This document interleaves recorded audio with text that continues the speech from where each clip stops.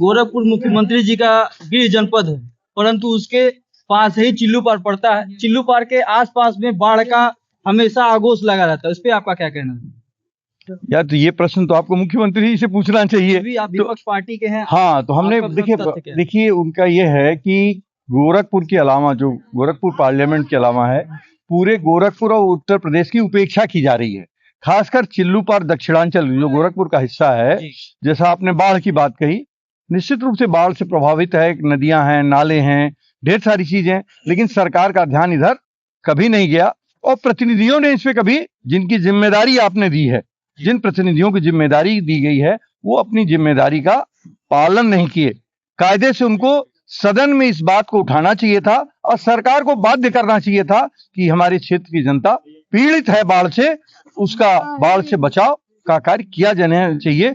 लेकिन सरकार ने उपेक्षा का भाव रखा दक्षिणांचल, खासकर चिल्लूपार के लिए, इसलिए यहाँ पे कोई कार्य नहीं हो पाया। यहाँ के मुख्यमंत्री इसको उपेक्षित रखना चाहते हैं। एक चीज, बेरोजगारी, भुखमरी पर आपको क्या कहना है? देखो, बेरोजगारी और भुखमरी ये दो ऐसे विषय हैं कि सरकार बराबर टालती, इस पे कभी बात नहीं करना चाहती है। सरकार जब भी बात करेगी धर्म पे, अभी हमने अपने उद्बोधन में भी यही कहा कि राष्ट्र की बात करती है, तो लोकतंत्र में सहमत या असहमत दोनों का स्थान होता है। तो वो जो भुखमरी, बेरोजगारी, शिक्षा, स्वास्थ्य, ये जो मूलभूत आवश्यकताएं हैं, इसमें सरकार आपको टालती नजर आएगी। अभी एक मंत्री जी थे, आप ही की तरह किसी पत्रकार साथी ने उनसे पूछा, मैंने यहाँ की सरकार में मंत्री हो, बड़े मंत्री हैं, तो उन्होंने कहा जय श्री राम। जब सवाल का जवाब नहीं दे पाए तो उन्होंने कहा जय श्री राम। तो मतलब जवाब नहीं देना है और श्री राम के आड़ में सबको ठग लेना है, तो सरकार ठगने का काम कर रही है। सर, एक ही जिले से मुख्यमंत्री सीएम है और एक ही जिले से प्रदेश अध्यक्ष चुने गए हैं, ये कितना सही है?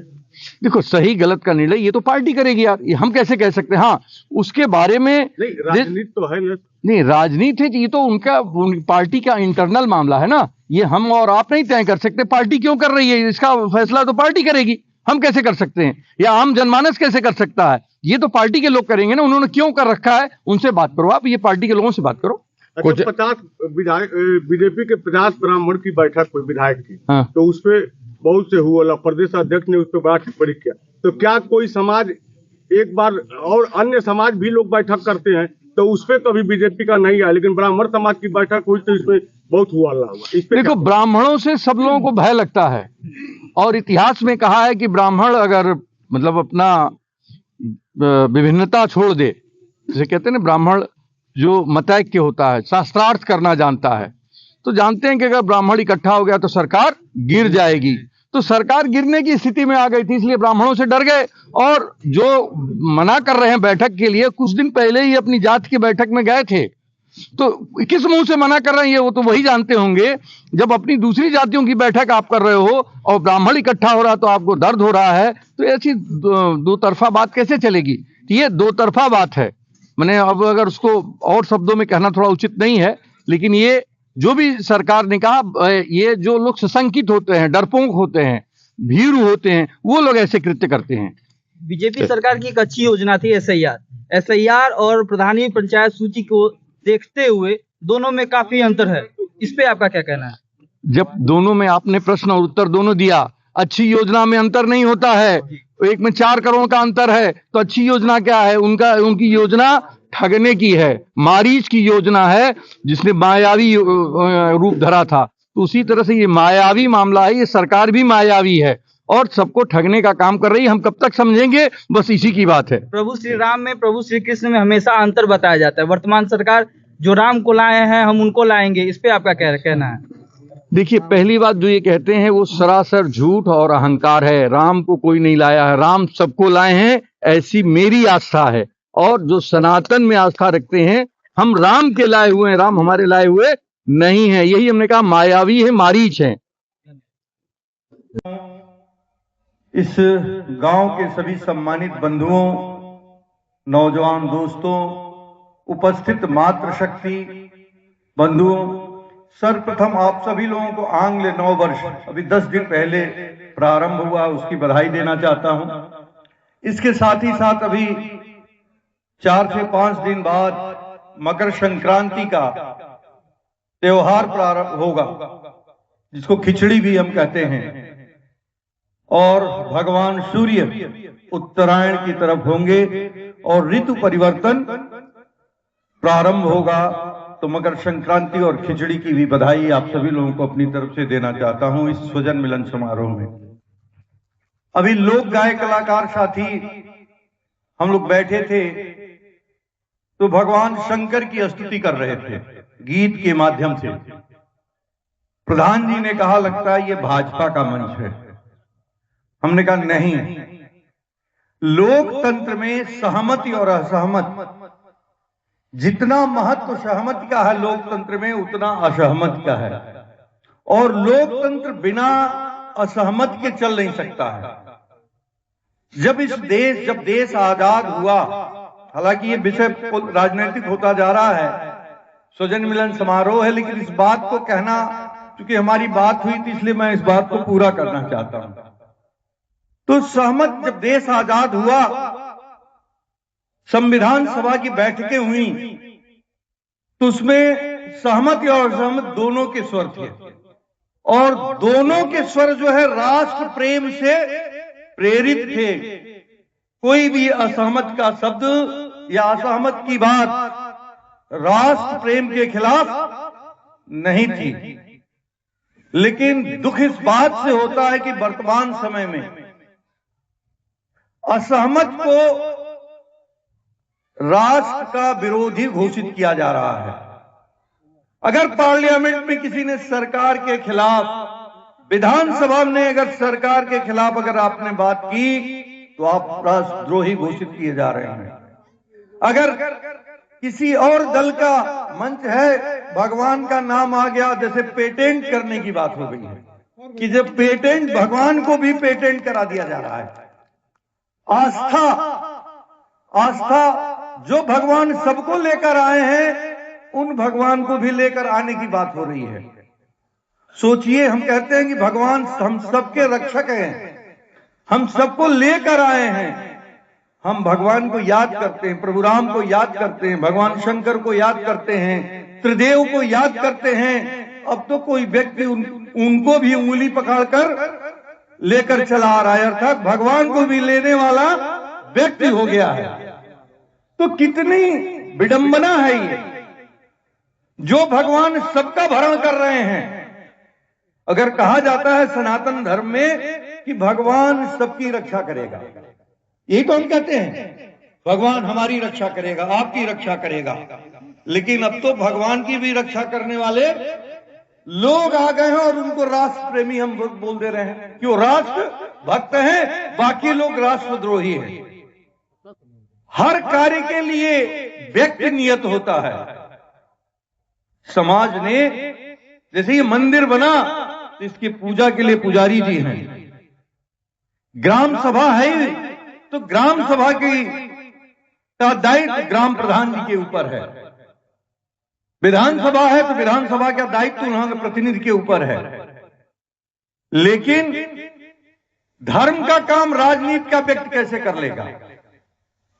जो अगर धार्मिक व्यक्ति है उसके पास ये फुर्सत नहीं होती है। वस्त्र से कोई विचार नहीं बदले जा सकते। हालांकि गांधी ने कहा वस्त्र ही विचार हैं, ये गांधी का वक्तव्य है। महात्मा गांधी से तात्पर्य हमारा महात्मा गांधी से है, बापू से है, जो इस देश की स्वतंत्रता की प्रथम कड़ी हम कह सकते हैं, जिन्होंने इस देश को आजाद कराने में महती भूमिका निभाई है। उन्होंने कहा था खादी वस्त्र ही नहीं विचार भी है। तो कुछ लोग रंग विशेष को धारण करने के बाद ये कहते हैं कि ये जो राष्ट्र है, ये जो समाज है, जो हम कह रहे हैं वो सत्य है। हालांकि वो अहंकार से पीड़ित हैं और सनातनी भी नहीं है। यही महेशपुर गांव है जहां जोगी जी लोग रहते हैं। महेशपुर गांव में जोगी जी लोग रहते हैं, बगल का गांव है। तो जोगिया रंग कहते हैं और सरंगी बजाते रहे हैं लोग। आप सब लोग जानते होंगे, कम से कम यहां के लोग तो जानते हैं कि जोगिया रंग क्या है और सरंगी क्या है। और किसकी गाथा गाई जाती है, सरंगी बजाकर किसकी गाथा गाई जाती है, बताने की आवश्यकता मुझे नहीं है। महेशपुर गांव के लोग सरंगी बजाकर, वही जोगिया रंग पहनकर, जिस जोगिया रंग को आज दूसरा नाम दे दिया गया है और जोगी को ही दूसरा नाम दे दिया गया है, वही नाथ पंथ है। नाथ पंथ क्या है? जोगी समाज का ही तो है, योगी नहीं है, जोगी है। जोगी और योगी का फर्क है। योगी योगेश्वर है, कृष्ण है। कृष्ण के बाद कोई योगेश्वर नहीं हुआ है, अकेले कृष्ण योगेश्वर हैं और सभी कलाओं के ज्ञाता हैं कृष्ण। कोई ऐसी भावना नहीं है जो कृष्ण में समाहित नहीं है। अगर हम कृष्ण को देखें, जो भी हमारे मन में बात हो, अगर उस स्वरूप में हम कृष्ण को याद करना चाहें तो भगवान कृष्ण उस रूप में हमें उपस्थित मिल जाते हैं। भगवान कृष्ण अगर राजा होते हैं तो द्वारिकाधीश में जाते हैं, मथुरा में होते हैं तो बंसी बजाते हैं। अगर महाभारत का युद्ध होता तो वहां कूटनीतिज्ञ हो जाते हैं। अगर सुदामा से मिलते हैं तो मित्र हो जाते हैं।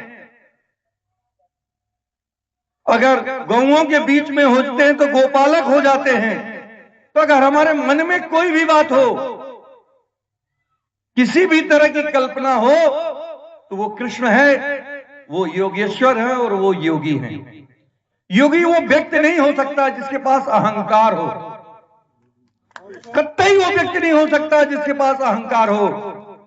हम एक कथानक के माध्यम से अपनी बात को कहना चाहेंगे। भगवान कृष्ण, महाभारत की बात है, भगवान कृष्ण जब समझौते की बात चली, अज्ञातवास के दिन पूरे हो गए और कौरवों के पास जा रहे हैं, और इसलिए जा रहे हैं कि युद्ध न हो, दोनों लोगों में बातें बन जाएं। जो उस समय की, जिनको कृष्णा कहते थे, भगवान कृष्ण, उनके मित्र थे, पांडवों की अर्धांगिनी थी। उन्होंने कहा कृष्ण या कृष्णा, जात रहे हो शांति के लिए, लेकिन शांति नहीं चाहिए, युद्ध ही चाहिए। तो उनका ऐसा होगा, उन्होंने कहा ऐसा होगा। आप लोगों ने महाभारत में ये बात पढ़ी होगी और जान देखी होगी। तो वहां उनको वचन भी देते हैं, और वचन देने के बाद जब कौरवों के दरबार में आते हैं, और जब कौरव दुर्योधन वहां उपस्थित होते हैं, तो कहते हैं कि भाई हम सब लोग शांति से रहना चाहते हैं। वहां कहीं भी कृष्ण के चेहरे पे अभिमान नहीं है, अहंकार नहीं है। उन्होंने कहा हम इतना हमको दे दो, अगर 5 गांव भी दे दो, और हम समझौता करने के लिए तैयार हैं। दुर्योधन युद्ध पे आमदा थे, युद्ध चाहते थे। 5 गांव क्या बड़ी चीज थी? अगर एक राज्य से 5 गांव दे देते तो शायद महाभारत नहीं होता, और महाभारत नहीं होता तो परिवर्तन भी नहीं होता। तो कृष्ण ये जानते थे, योगेश्वर ये जानते थे, महाभारत अवश्यंभावी है, लेकिन दोनों की बात उन्होंने वहां पे रखी, और इस बात से वो भली भांति परिचित थे कि दुर्योधन का अहंकार मानने वाला नहीं है, और दुर्योधन उसी को बांधने चला, भगवान कृष्ण को ही बांधने चला, जब उन्होंने अपना विराट स्वरूप का दर्शन कराया और उन्होंने कहा अब तो युद्ध होगा। तो जो ऐसा अहंकार विहीन व्यक्ति होगा, यो योगेश्वर होता है, वह योगी होता है। बात बात में अब सब कहने वाला व्यक्ति योगी नहीं होता है, ये कहने का मेरा तात्पर्य है। और अहंकार तो भगवान का भोजन होता है, जिसको हम भगवान कहते हैं, हम जिसमें हमारी आस्था होती है। अहंकार अगर देखा जाए, अगर हालांकि इन्होंने कहा कि मंच राजनीतिक होता जा रहा है, तो निश्चित रूप से मंच राजनीतिक नहीं होगा।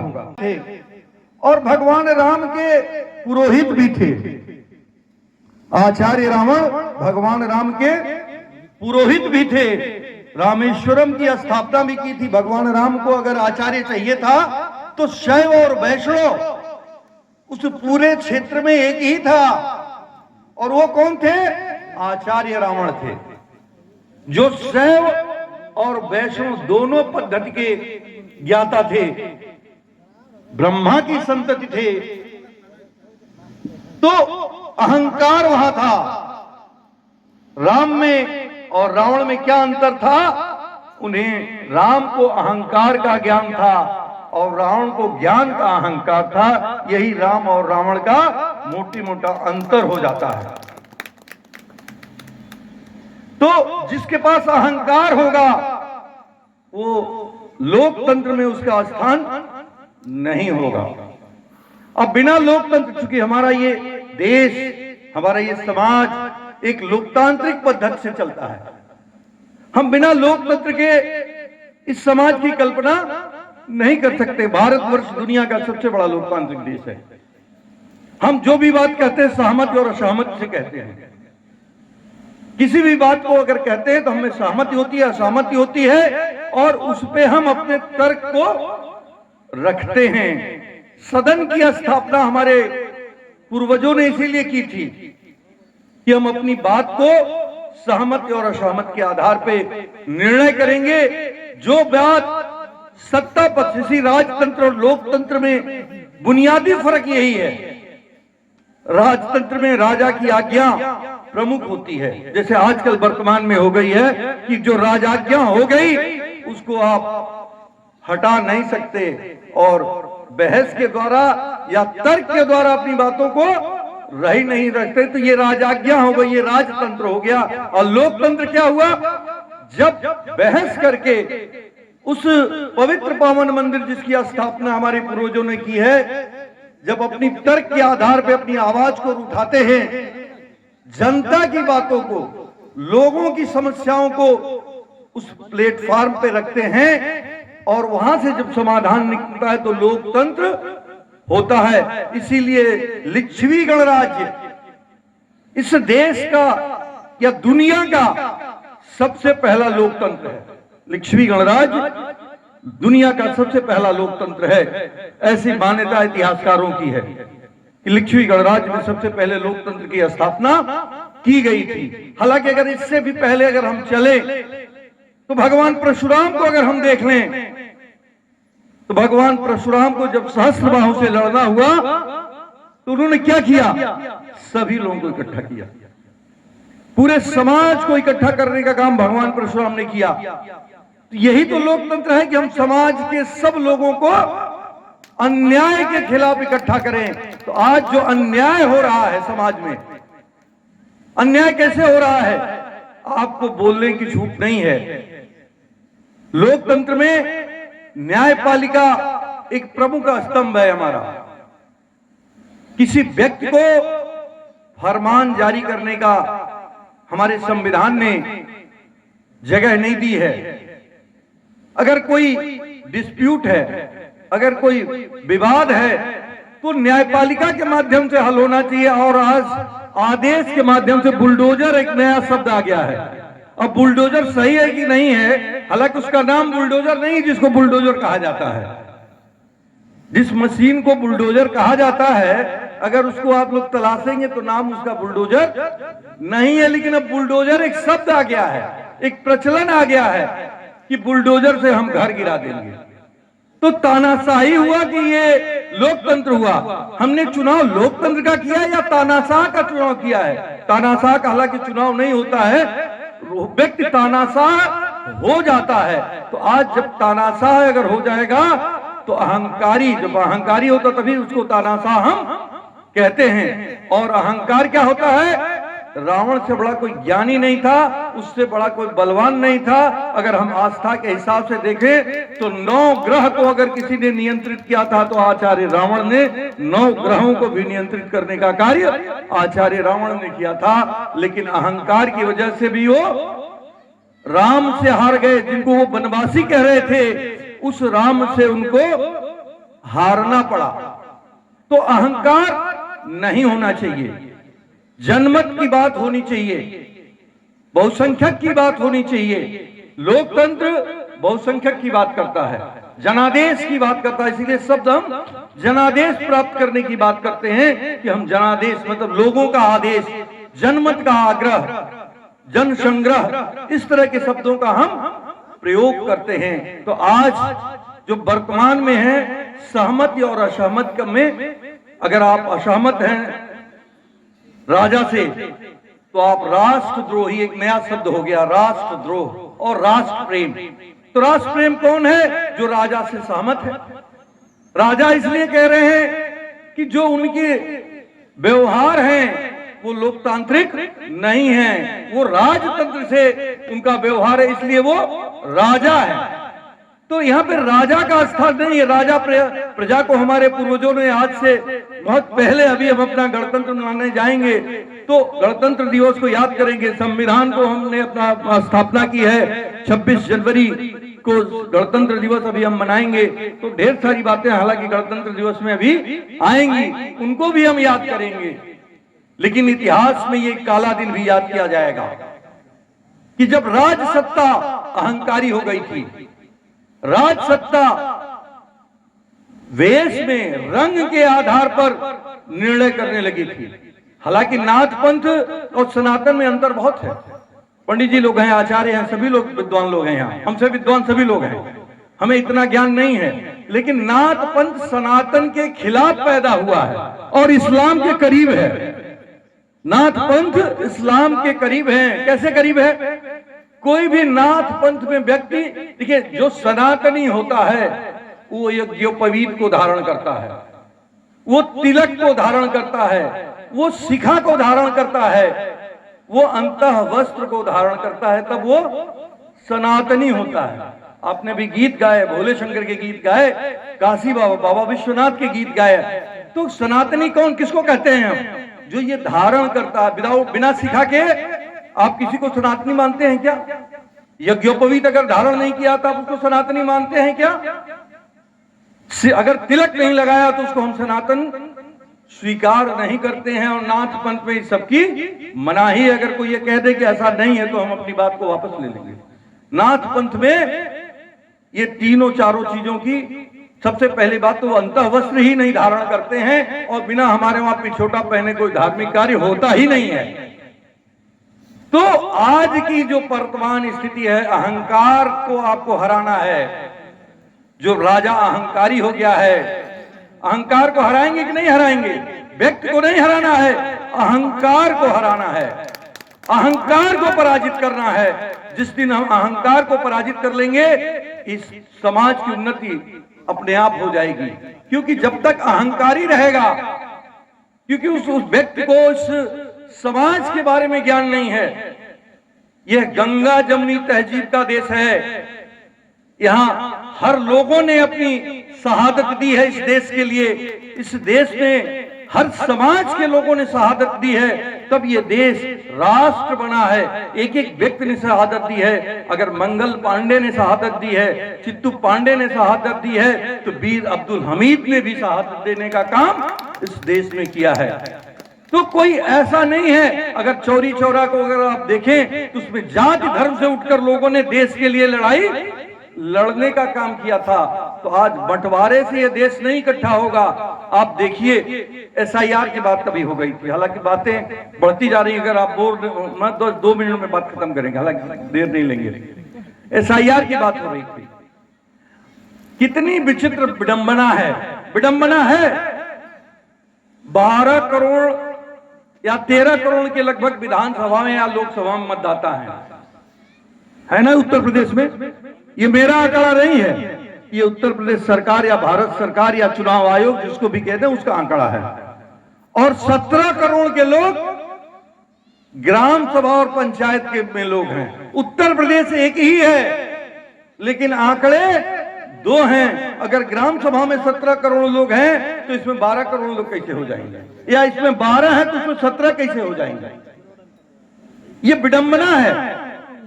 कहां तक सही है सर, आप स्वयं निर्णय करिएगा कि अगर ग्राम सभा में 17 करोड़ लोग हैं तो विधानसभा में 12 करोड़ क्यों? किसी ने अभी इस पर प्रश्न नहीं किया है। ये भी तो प्रश्न होना चाहिए कि एक गांव में तो वही लोग रहते हैं, भाई उस गांव में कम कैसे हो जाएंगे, ज्यादा कैसे हो जाएंगे? अगर रामपुर गढ़री में है उदाहरण के लिए, अगर 500 लोग हैं तो एक चुनाव में 500 होंगे, एक चुनाव में 300 हो जाएंगे। ऐसा संभव है क्या? नहीं संभव है। तो ये विडंबना है। सरकार सरकारी तंत्र का दुरुपयोग कर रही है, अहंकार का उपयोग कर रही है। हमें और आपको इस अहंकार को समाप्त करना होगा, और हम और आप अगर इस प्रदेश की उन्नति चाहते हैं तो संकल्पित होना पड़ेगा। इस मकर संक्रांति के अवसर पर, इस आंग्ल वर्ष नव वर्ष में, कि हम संकल्पित हों कि हम इस राष्ट्र को, इस प्रदेश को एक सहमति और असहमति के आधार पर एक नई दिशा देने का काम करेंगे। क्योंकि भगवान राम, जिनको मर्यादा पुरुषोत्तम कहा गया है, आप देखिए जानकी की बात आती है। हालांकि कहते हैं कि जानकी को, माता जानकी को रावण ने अपहरण कर लिया। हम माता जानकी को कैसे जानते हैं? जब जनक पुत्री ने भगवान शिव के धनुष को उठाकर दूसरी जगह रखा, और जो धनुष बड़े बड़े बलवान लोग आए वो छू भी नहीं पाए, हिला भी नहीं पाए थे, उस धनुष को माता जानकी अगर हटा सकती थी तो रावण से क्या लड़ नहीं सकती थी जानकी? रावण, आचार्य रावण से लड़ नहीं सकती थी? लड़ सकती थी। लेकिन ये विडंबना है, ये भगवान की लीला है, माया है, जिसको हम सनातन कहते हैं, यही जिसको मर्यादा कहते हैं, मर्यादा पुरुषोत्तम कहते हैं। ये हमारी और उनकी यही सामंजस्य है। अगर माता जानकी भगवान शिव के धनुष को उठा सकती हैं तो उसको चला भी सकती थी, क्योंकि बड़े योद्धा आए थे उस धनुष को उठाने के लिए। लेकिन शायद ही किसी योद्धा ने उस धनुष को कोई हिला भी नहीं पाया था। उस धनुष को आचार्य जी हमसे बेहतर जानते होंगे कि उस धनुष को कोई हिला भी नहीं पाया था।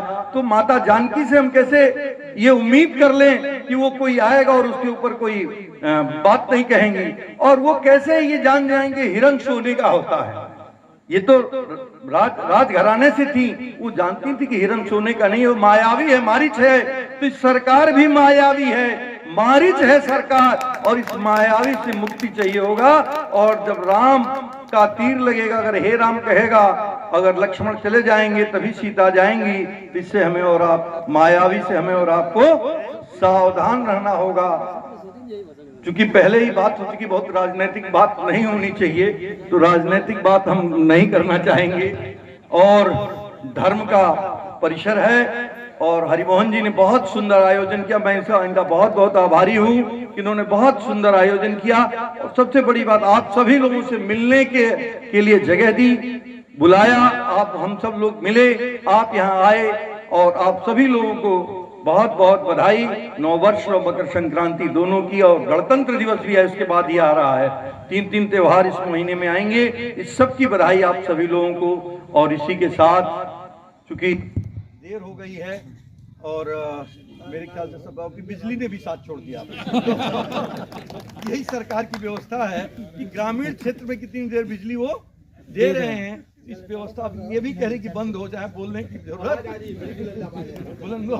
तो ये भी चाह रही है कि अब बात को हम अपने विराम दे दें। और हरिमोहन जी जिन्होंने इसका आयोजन किया, अपनी बात को रखेंगे, और हम आप लोगों से अपनी वाणी को ही विराम देंगे। और सबको प्रणाम करते हैं, और सभी लोगों को बहुत बहुत धन्यवाद, बहुत बहुत साधुवाद। और एक बात, मतलब हम सब लोग मतलब वैकल्पिक व्यवस्था हो गई। 12 करोड़ या 13 करोड़ के लगभग विधानसभा में या लोकसभा में मतदाता है ना उत्तर प्रदेश में? ये मेरा आंकड़ा नहीं है, ये उत्तर प्रदेश सरकार या भारत सरकार या चुनाव आयोग, जिसको भी कहते हैं, उसका आंकड़ा है। और 17 करोड़ के लोग ग्राम सभा और पंचायत के में लोग हैं। उत्तर प्रदेश एक ही है, लेकिन आंकड़े 2 हैं, अगर ग्राम सभा में 17 करोड़ लोग हैं तो इसमें 12 करोड़ लोग कैसे हो जाएंगे, या इसमें 12 है तो इसमें 17 कैसे हो जाएंगे? ये विडंबना है। कहां तक सही है सर, आप स्वयं निर्णय करिएगा कि अगर ग्राम सभा में 17 करोड़ लोग हैं तो विधानसभा में 12 करोड़ क्यों? किसी ने अभी इस पर प्रश्न नहीं किया है। ये भी तो प्रश्न होना चाहिए कि एक गांव में तो वही लोग रहते हैं, भाई उस गांव में कम कैसे हो जाएंगे, ज्यादा कैसे हो जाएंगे? अगर रामपुर गढ़री में उदाहरण के लिए अगर 500 लोग हैं तो एक चुनाव में 500 होंगे, एक चुनाव में 300 हो जाएंगे। ऐसा संभव है क्या? नहीं संभव है। तो ये विडंबना है। सरकार सरकारी तंत्र का दुरुपयोग कर रही है, अहंकार का उपयोग कर रही है। हमें और आपको इस अहंकार को समाप्त करना होगा, और हम और आप अगर इस प्रदेश की उन्नति चाहते हैं तो संकल्पित होना पड़ेगा। इस मकर संक्रांति के अवसर पर, इस आंग्ल वर्ष नव वर्ष में, कि हम संकल्पित हों कि हम इस राष्ट्र को, इस प्रदेश को एक सहमति और असहमत के आधार पर एक नई दिशा देने का काम करेंगे। क्योंकि भगवान राम, जिनको मर्यादा पुरुषोत्तम कहा गया है, आप देखिए जानकी की बात आती है, हालांकि कहते हैं कि जानकी को, माता जानकी को रावण ने अपहरण कर लिया। हम माता जानकी को कैसे जानते हैं? जब जनक पुत्री ने भगवान शिव के धनुष को उठाकर दूसरी जगह रखा, और जो धनुष बड़े बड़े बलवान लोग आए वो छू भी नहीं पाए, हिला भी नहीं पाए थे, उस धनुष को माता जानकी अगर हटा सकती थी तो रावण से क्या लड़ नहीं सकती थी जानकी? रावण, आचार्य रावण से लड़ नहीं सकती थी? लड़ सकती थी। लेकिन ये विडंबना है, ये भगवान की लीला है, माया है, जिसको हम सनातन कहते हैं, यही जिसको मर्यादा कहते हैं, मर्यादा पुरुषोत्तम कहते हैं। ये हमारी और उनकी यही सामंजस्य है। अगर माता जानकी भगवान शिव के धनुष को उठा सकती हैं तो उसको चला भी सकती थी, क्योंकि बड़े योद्धा आए थे उस धनुष को उठाने के लिए। लेकिन शायद ही किसी योद्धा ने उस धनुष को कोई उठा हिला भी नहीं पाया था। उस धनुष को आचार्य जी हमसे बेहतर जानते होंगे कि उस धनुष को कोई हिला भी नहीं पाया था। तो माता जानकी से हम कैसे ये उम्मीद कर लें कि वो कोई आएगा और उसके ऊपर कोई बात नहीं कहेंगी? और वो कैसे ये जान जाएंगे हिरण सोने का होता है? ये तो राजघराने से थी, वो जानती थी कि हिरण सोने का नहीं, वो मायावी है, मारीच है। तो सरकार भी मायावी है, मारीच है सरकार, और इस मायावी से मुक्ति चाहिए होगा। और जब राम का तीर लगेगा, अगर हे राम कहेगा, अगर लक्ष्मण चले जाएंगे तभी सीता जाएंगी। इससे हमें और आप, मायावी से हमें और आपको सावधान रहना होगा। क्योंकि पहले ही बात हो चुकी, बहुत राजनीतिक बात नहीं होनी चाहिए, तो राजनीतिक बात हम नहीं करना चाहेंगे। और धर्म का परिसर है, और हरिमोहन जी ने बहुत सुंदर आयोजन किया। मैं इनका बहुत बहुत आभारी हूँ कि इन्होंने बहुत सुंदर आयोजन किया। और सबसे बड़ी बात, आप सभी लोगों से मिलने के लिए जगह दी, बुलाया, आप हम सब लोग मिले, आप यहाँ आए, और आप सभी लोगों को बहुत बहुत बधाई। नववर्ष और मकर संक्रांति दोनों की, और गणतंत्र दिवस भी है, उसके बाद ही आ रहा है। 3 त्योहार इस महीने में आएंगे। इस सब की बधाई आप सभी लोगों को। और इसी के साथ, चूंकि देर हो गई है और मेरे ख्याल से सब गाँव की बिजली ने भी साथ छोड़ दिया। यही सरकार की व्यवस्था है कि ग्रामीण क्षेत्र में कितनी देर बिजली वो दे रहे हैं। इस व्यवस्था ये भी कह रहे कि बंद हो जाए, बोलने की जरूरत तो ये भी चाह रही है कि अब आवाज बात को हम अपने विराम दे दें। और हरिमोहन जी जिन्होंने इसका आयोजन किया, अपनी बात को रखेंगे, और हम आप लोगों से अपनी वाणी को ही विराम देंगे। और सबको प्रणाम करते हैं, और सभी लोगों को बहुत बहुत धन्यवाद, बहुत बहुत साधुवाद। और एक बात, मतलब हम सब लोग जनरेट, मतलब वैकल्पिक व्यवस्था हो गई, बिजली तो चली गई लेकिन वैकल्पिक व्यवस्था आ गई, आवाज फिर आ गई है। तो हम चाहेंगे कि हम हरिमोहन जी को भी सुन लें। और आप सभी लोगों से मैं इस अपनी वाणी को विराम देता हूं। जय हिंद, जय भारत।